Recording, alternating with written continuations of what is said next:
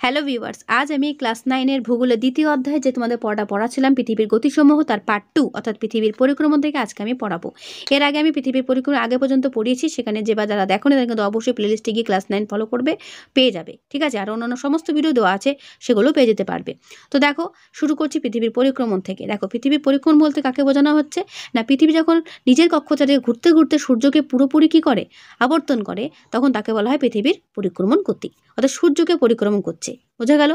দেখো, সূর্যকে মাঝখানে রেখে পৃথিবী আবর্তন করতে করতে নির্দিষ্ট পথে ঘড়ির কাঁটার বিপরীত দিকে নির্দিষ্ট সময়ে প্রদক্ষিণ করছে, একেই বলা হচ্ছে পৃথিবীর পরিক্রমণ। বোঝা গেল? তোমরা ছোটোবেলায় ক্লাস 8 ক্লাস 7 পড়েছো, তো জিনিসটা তোমরা জানো। তো দেখো, পৃথিবী একবার পরিক্রমণের সময় কতটা লাগছে না 365 দিন 5 ঘন্টা 48 মিনিট এবং 46 সেকেন্ড। একেই বলা হচ্ছে সৌর বছর, এই সময়টাকে।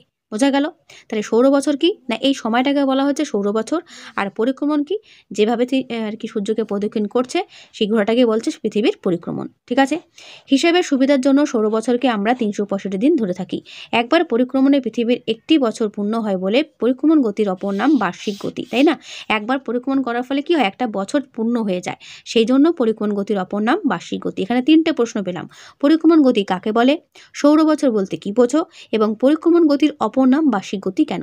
দেখো, পড়ার সঙ্গে সঙ্গে কিন্তু এই প্রশ্নগুলো খাতায় নোট করবে, প্রত্যেকে কিন্তু বলা রইল। এবার দেখো, পরিক্রমণের দিক কি না, পৃথিবীর নির্দিষ্ট পথে ঘড়ির কাঁটার বিপরীত, অর্থাৎ পৃথিবী কিন্তু পশ্চিম থেকে পূর্ব দিকে ঘুরছে। এটাও আন্ডারলাইন স্টার করে রাখো। পৃথিবী কিন্তু কখনোই পূর্ব থেকে পশ্চিম দিকে ঘোরে না।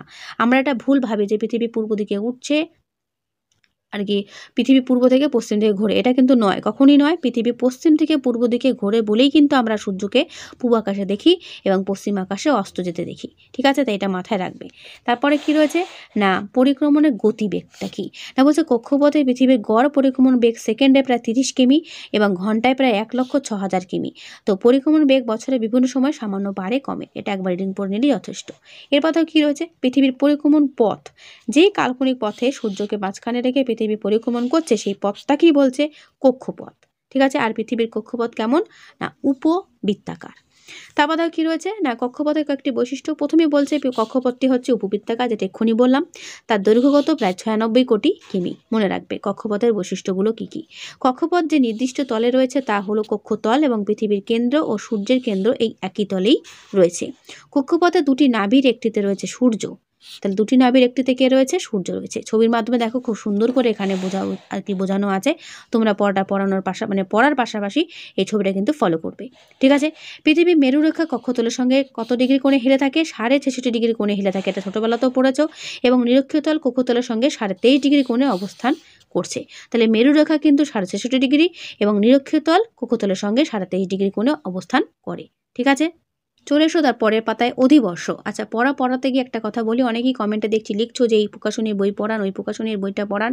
একটা কথা মাথায় রাখো, যেই প্রকাশনীর বই কেনো না কেন বা পড়ো না কেন, প্রত্যেকটা টপিকে তোমাদের কিন্তু সেম জিনিস থাকবে প্রত্যেকটা বই। এই অধিবর্ষ কি, এই পরিক্রমণ কি, সমস্ত বই কিন্তু একই। তাই তোমাদেরকে আমি বারবার করে বলছি, পড়াটা ভালো করে বুঝে নাও, দিয়ে তোমাদের নিজেদের বইগুলো পড়বে, দেখবে সবটাই ভালো করে বুঝতে পারবে। ঠিক আছে, বই যতই লেখকের হোক না কেন, বইয়ের যে আর কি টপিক সাবজেক্টগুলো সব তো একই, তাই না? তুমি এখন পৃথিবীর পরিক্রমণ পড়ছো, তো পরিক্রমা তো এই টপিকগুলো দেওয়া থাকবে, হয়তো আগে পরে দেওয়া থাকবে, কিন্তু জিনিসগুলো একই থাকবে। ঠিক আছে, দেখো অধিবর্ষ কি বা লিপ ইয়ার কি। আমরা সাধারণভাবে বছর ধরে 365 দিনে, তাই না? অথচ পৃথিবীর সঠিক পরিক্রমণের বয়স নয়, সময় আর কি 365 দিন 5 ঘন্টা 48 মিনিট 46 সেকেন্ড। এক্সট্রা এই টাইমটা, এতে কি হয় না, প্রতি বছর এই টাইমটা এক্সট্রা থাকে। তো প্রতি বছর বলতে 4 বছর পর সেটা কি হয় না, সেটাকে 6 ঘন্টা ধরে আর কি 4 বছর অন্তর একদিন করে নেওয়া হয়, বাড়িয়ে সেটা বছরকে 366 দিনের করে দেওয়া হয়। এবং সেটা কোন দিন বাড়ানো হয় না, অতিরিক্ত একদিন যোগ হয় ফেব্রুয়ারি মাসে।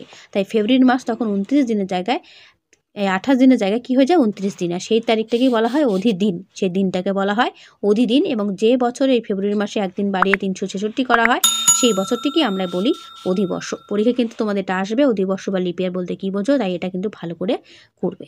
ঠিক আছে, আর এই কারণেই আমরা অধিবর্ষ বা লিপ ইয়ারটি ক্যালেন্ডারে 4 বছর অন্তর অন্তরই দেখতে পাই।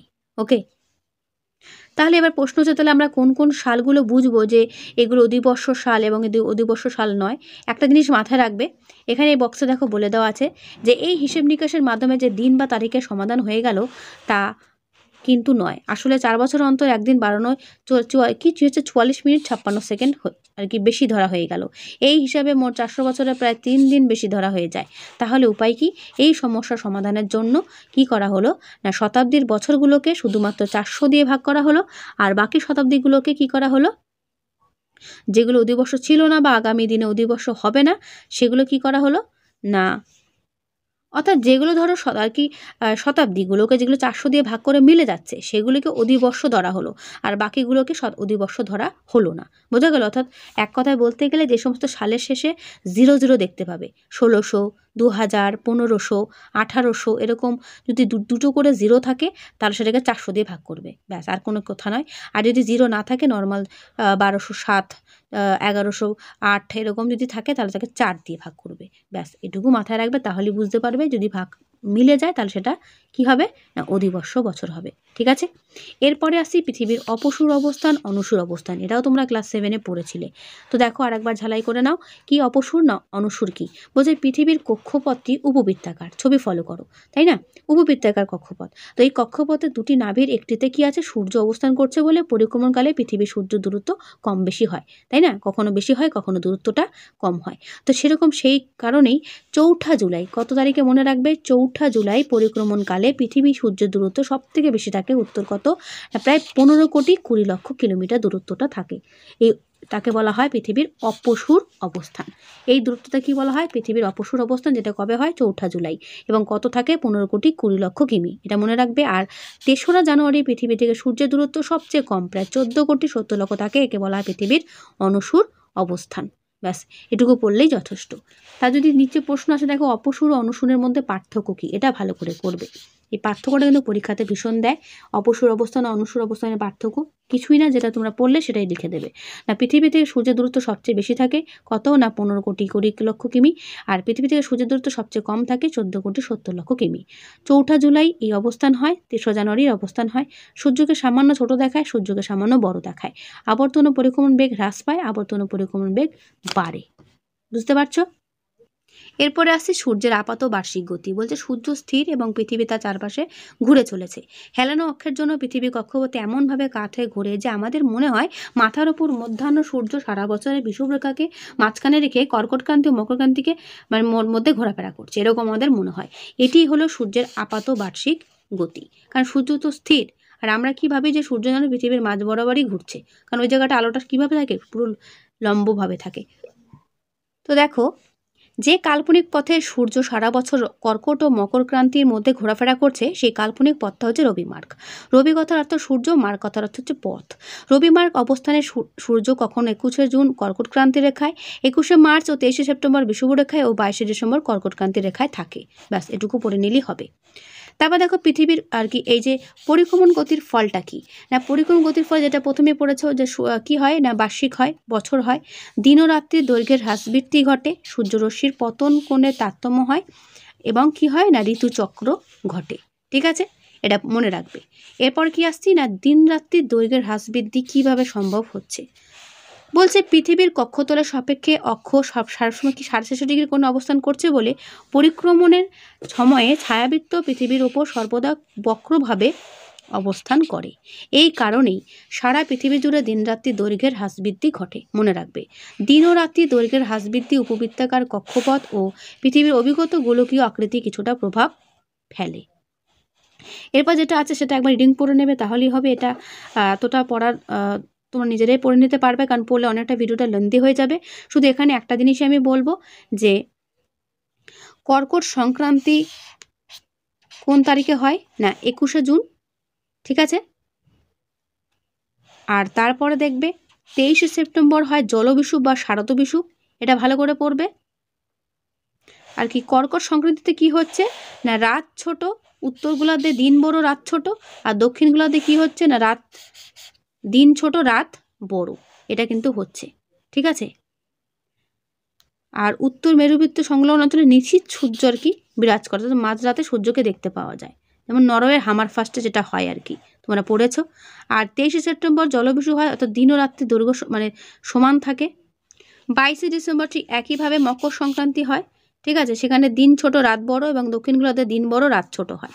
ঠিক আছে, আর এই 22শে ডিসেম্বরটাকে বলা হয় মকর সংক্রান্তি, এই দিনটাকে বলা হয়। আর 21শে মার্চ বলা হয় মহাবিষুব, যাকে বলা হয় 21শে মার্চ তারিখে। সেখানেও কি হয়, উত্তর গোলার্ধে দিন রাত্রি দৈর্ঘ্য সমান থাকে। এটা করার পাশাপাশি যদি পারো এই ছবিগুলো এঁকে দিতে তাহলে খুব ভালো হয়। ঠিক আছে, এরপর যেটি ইম্পর্টেন্ট তথ্য সেটা হচ্ছে কর্কট সংক্রান্তি ও মকর সংক্রান্তির মধ্যে পার্থক্য তোমাদের টেক্সটের মধ্যেই রয়েছে, পারো যদি এখান থেকে অ্যান্সারটা করে নেবে।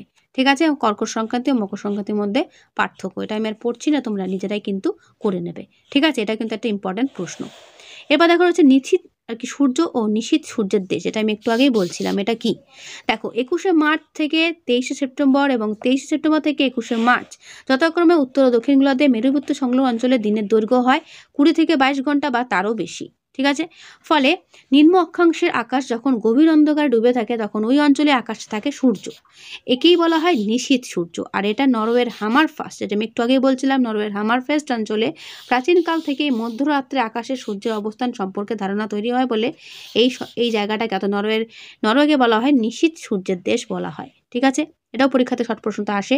প্রকৃতপক্ষে গ্রিনল্যান্ড, নরওয়ে, সুইডেন, ফিনল্যান্ড, উত্তর সাইবেরিয়া ইত্যাদি অঞ্চলে কুমেরুবৃত্ত বরাবর সবই অঞ্চলে কিন্তু নিশীথ সূর্য দেখা যায়। বোঝা গেল? এর পরের প্রশ্ন, দুটি ঘটনা নিরক্ষরেখা দিন রাত্রি দৈর্ঘ্য সবসময় সারা বছর সমান থাকে কি করে? বলছে পৃথিবী গোলাকার হওয়ায় পৃথিবীর কেন্দ্র ও ছায়াবৃত্তের কেন্দ্র সারা বছরই ধরেই একই অবস্থানে থাকে বলে নিরক্ষরেখা বরাবর দিন ও রাত্রি দৈর্ঘ্য সারা বছর 12 ঘন্টা, একদিন আর এক রাত বছর শেষ। বলছে পৃথিবী মেরুরেখা হেলানো অবস্থার কারণে 21শে মার্চ থেকে 23শে সেপ্টেম্বর এবং উত্তর মেরু অঞ্চল একটানা ছায়াবৃত্তের আলোকিত ও দক্ষিণ মেরু অঞ্চল ছায়াবৃত্তের অন্ধকার অংশে থাকে। 23শে সেপ্টেম্বর থেকে 21শে মার্চের ঠিক বিপরীত অবস্থা দেখা যায়। তাই মেরু অঞ্চলে একটানা কি থাকে না 6 মাস দিন ও 6 মাস রাত থাকে। আসলে দুই মেরুতে একদিন ও এক রাতেই বছর শেষ হয়, তাই মেরুর একদিন ও এক রাত মানে আমাদের 12 মাস। বোঝা গেল? এই দুটো টপিক তোমাদের কিন্তু পড়তে হবে। এরপর চলে আসো ঋতু পরিবর্তন। ঋতু পরিবর্তনটা কি না, পরিক্রমণ গতির ফলে আমরা দেখতে পাচ্ছি ঋতু পরিবর্তন হচ্ছে, তো 12 মাস লেগে যাচ্ছে পৃথিবীকে সূর্যকে পরিক্রমণ করতে। তো সেভাবে কি হচ্ছে, ঋতু পরিবর্তন আসছে। তো দেখো সূর্যের সূর্যের সঙ্গে পৃথিবীর এক একটা অবস্থানের জন্য কিন্তু এগুলো ঘটছে। বলছে তোমরা খেয়াল করেছো যে প্রায় সারা পৃথিবী জুড়ে সারা বছর ধরে উষ্ণতা বাড়ে কমে, আর এই উষ্ণতা বাড়া কমার কারণে বছরে বিভিন্ন সময় বিভিন্ন ঋতু ঘুরে ফিরে আসছে। উষ্ণতার তারতম্যের ওপর ভিত্তি করে সারা বছরকে আমরা 4টে পর্যায়ে ভাগ করি, এগুলো হচ্ছে এক একটা ঋতু। এই কি কি ঋতু সেটা তোমরা জানো নিশ্চয়ই, গ্রীষ্ম, বর্ষা, শরৎ, হেমন্ত, শীত, বসন্ত। আমরা 6টি ঋতুতে ভাগ করেছি, এখানে কিন্তু 4টি ঋতুতে ভাগ করেছে। এই যে ঋতু পরিবর্তন কেন হয়, বলছে দিন ও রাতের দৈর্ঘ্য ছোট বড় হওয়া, বছরে বিভিন্ন সময় সূর্যরশ্মির পতন কোণের তারতম্য ঘটা, এই দুটি কারণে কিন্তু ঋতু পরিবর্তন ঘটছে। বোঝা গেল? কি না এক এক সময় সূর্যের সঙ্গে পৃথিবীর যে দূরত্ব বা পথের তারতম্য, যে উষ্ণতার যে পতন কোণ তৈরি হচ্ছে, সেই জন্য কিন্তু অনেকটা কি হচ্ছে, ঋতু পরিবর্তন ঘটছে। তো দেখো প্রথম পয়েন্ট কি, দিন ও রাতের দৈর্ঘ্য হ্রাস বৃদ্ধি ঘটা, দৈর্ঘ্যের আর কি হ্রাস বৃদ্ধি ঘটা। বলছে মেরুরেখা হেলানো অবস্থান ও পরিক্রমণকালে কক্ষপথের বিভিন্ন স্থানে অবস্থানের কারণে বছরের বিভিন্ন সময় উত্তর ও দক্ষিণ গোলার্ধে কখনো সূর্যের দিকে কখনো সূর্যের বিপরীতে অবস্থান করে, ফলে বিভিন্ন সময় দিন রাত্রি দৈর্ঘ্যের কি ঘটে, হ্রাস বৃদ্ধি ঘটে। ঠিক আছে, আর কি না সূর্যরশ্মির পতন কোণ, এরপরটা তোমরা নিজেরা পড়ে নেবে। সূর্যরশ্মির পতন কি না, তোমরা আগের অংশে খেয়াল করেছো যে নিশ্চয়ই নিরক্ষীয় অঞ্চল বরাবর সারা বছর গড় সূর্যরশ্মি লম্ব ও মধ্য অক্ষাংশে তির্যক ও উচ্চ অক্ষাংশে অতি তির্যক ভাবে থাকে, তাই না? মানে মিডিল পোর্শন কিন্তু সবসময় লম্বভাবেই আলো পড়তে থাকে। তো এই লম্ব সূর্যরশ্মি কম বায়ুস্তর ভেদ করে আসে এবং কম জায়গা জুড়ে ছড়িয়ে পড়ে বলে গরমটা এখানে বাড়ে। আবার তির্যক অতি তির্যক রশ্মি বায়ু বেশি কী করতে পারে, ভেদ করে যেতে পারে বলে বেশি জায়গা জুড়ে ছড়িয়ে পড়ে বলে উষ্ণতা সেখানে কম থাকে। তোমরা যদি দিনের দৈর্ঘ্য সূর্যরশ্মির পতন কোণের টেবিলটির দিকে তাকাও তাহলে দেখবে যে যখন যেখানে দিন বড় সেখানে সূর্যরশ্মির পতন কোণও বেশি, ফলে সেখানে গ্রীষ্মকাল। আবার যেখানে দিন ছোট সূর্যরশ্মির পতন কোণ তির্যক অতি তির্যক সেখানে কিন্তু আবার শীতকাল। বোঝা গেল? তো সূর্যের আলোটা যতটা স্প্রেড হচ্ছে তখন সেখানে উষ্ণতাটা অনেকটা কমে আসছে, আর যতটা লম্বাভাবে পড়ছে তখন সেখানে কি হচ্ছে না গ্রীষ্মকাল বিরাজ করছে, অর্থাৎ সেখানে তাপমাত্রাটাও বেশি থাকছে। এরপর চলে আসো ঋতু পরিবর্তন কিভাবে ঘটছে। ঋতু পরিবর্তন বলতে দিন রাতে দৈর্ঘ্যের হ্রাস বৃদ্ধি, সূর্যরশ্মির পতঙ্গ তারতম্য, দুটি কারণেই কিন্তু কোনো অঞ্চল গ্রীষ্ম, শরৎ, শীত ও বসন্ত মেন হচ্ছে 4টি ঋতু। এই 4টি ঋতু মানে চক্র আকারে আবর্তিত হয়। এই ঋতু পরিবর্তন তোমরা কিন্তু তোমাদের বই থেকে ভালো করে করবে, যার যেটা বই আছে সেটা সেখান থেকে পড়ে নেবে, আমি আর পড়ে শোনাচ্ছি না। যদি কোনো প্রবলেম থাকে অবশ্যই কমেন্টে জানাবে। আর যেটা আমি বলবো, এই ছবিটা ঋতু পরিবর্তন কিভাবে ঘটছে সেটার উত্তরের পাশাপাশি এই ছবিটা কিন্তু বাড়িতে প্রত্যেকে প্র্যাকটিস করবে এবং এই ছবিটা পারলে এঁকে দেবে। ঠিক আছে, তাহলে কিন্তু বড় প্রশ্নের জন্য কিন্তু এটা তোমাদের দেওয়া রইলো ঋতু পরিবর্তন কিভাবে ঘটছে। ঠিক আছে, এটা ভালো করে কিন্তু পড়ে নেবে। ওকে, চলে তার পরের পাতা দেখো কি সত্যি কি 25 ডিসেম্বর বড়দিন, বলছে যীশুখ্রিস্টের জন্মদিনের মাহাত্ম্যের কারণে 25 ডিসেম্বর বড়দিন। আসলে ওই দিনটির উত্তর গোলার্ধে বড় তো নয়ই, বরং ছোট। তবে দক্ষিণ গোলার্ধে ওই দিনটির দৈর্ঘ্য বেশ বড়ই। ডিসেম্বরে দক্ষিণ গোলার্ধে গ্রীষ্মকাল হয় বলে অস্ট্রেলিয়া, নিউজিল্যান্ড, দক্ষিণ আফ্রিকা, আর্জেন্টিনা, চিলি প্রভৃতি দক্ষিণ গোলার্ধের দেশগুলিতে গ্রীষ্মকালে যীশুখ্রিস্টের জন্মদিন কী করে পালন করা হয়। আর তারপরে যেটা মেন টপিক সেটা হচ্ছে অরোরা বা মেরু প্রভা কী। বলছে 2 মেরুতে যখন একটা রাত থাকে তখন ওই অঞ্চলের আকাশে এক বর্ণময় আলো ছটা দেখা যায়। এই রঙিন আলো আকাশে বিভিন্নভাবে খেলে বেড়ায়। এটি হলো মেরু প্রভা বা অরোরা। উত্তর মেরুতে একটি সুমেরু প্রভা, এটিকে বলা হয় অরোরা বেরিয়ালিস, এবং দক্ষিণ মেরুতে এটি কুমেরু প্রভা বা অরোরা অস্ট্রালিস নামে কিন্তু পরিচিত। ঠিক আছে। Canada, Greenland, Iceland, Norway, Antarctica প্রভৃতি অঞ্চলে আকাশে রঙিন আলোর রোশনাই দেখা যায়। অরোরা কেন হয় না? বায়ুমণ্ডলের আয়নোস্ফিয়ার স্তরে যে সকল গ্যাসীয় উপাদান আছে তাদের সাথে সংঘাত বাঁধে সূর্য থেকে আগত বিভিন্ন রশ্মীয় বস্তুকণায়। এই অবস্থায় গ্যাসীয় অণুগুলো ভেঙে পরমাণুতে পরিণত হয় এবং ইলেকট্রন ও প্রোটনের সাথে সংঘর্ষে পরমাণু থেকে যে আলো বেরিয়ে আসে তাই হলো মেরুপ্রভা বা মেরুজ্যোতি বা অরোরা। ঠিক এরকম দেখতে লাগে, অসাধারণ দৃশ্য, তাই না? অরোরা অস্ট্রালিস, অরোরা বেরিয়ালিস। ঠিক আছে। এরপরে দেখো কি রয়েছে, ছোট ছোট করে টুকরো করে দেওয়া রয়েছে তোমাদের পুরো জিষ্টাকার জ্যোতির্বিজ্ঞান, নক্ষত্র দিন, সৌরদিন, করিউলিস বল, ছায়াবৃত্ত, উষা, গোধূলি, অক্ষ, অধিদিন, অধিবর্ষ, অপসূর, অনুসূর, কক্ষপথ, কর্কট সংক্রান্তি, মকর সংক্রান্তি, বিষুব, অরোরা, নিশি সূর্যের দেশ, সূর্যের আপাত গতি, রবি মার্ক, ছোট ছোট টুকরো কথাই কিন্তু এখানে দেওয়া রয়েছে। তো এটা পারলে একবার তোমরা দেখে নিও। ঠিক আছে।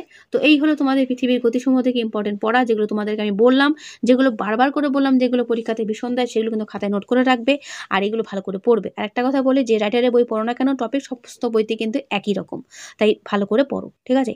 তো আজকের পড়া আমি এখানে শেষ করছি। দেখা হবে নেক্সট ভিডিওতে। ভালো থেকো সবাই আর ভালো করে পড়ো সবাই। আর হ্যাঁ, যদি ভালো লেগে থাকে অবশ্যই এটা লাইক করো আর বন্ধুদেরকে যত পারো শেয়ার করে দিও। ঠিক আছে। তো আজকে এখানেই দেখা হবে নেক্সট ভিডিওতে। ভালো থেকো সবাই।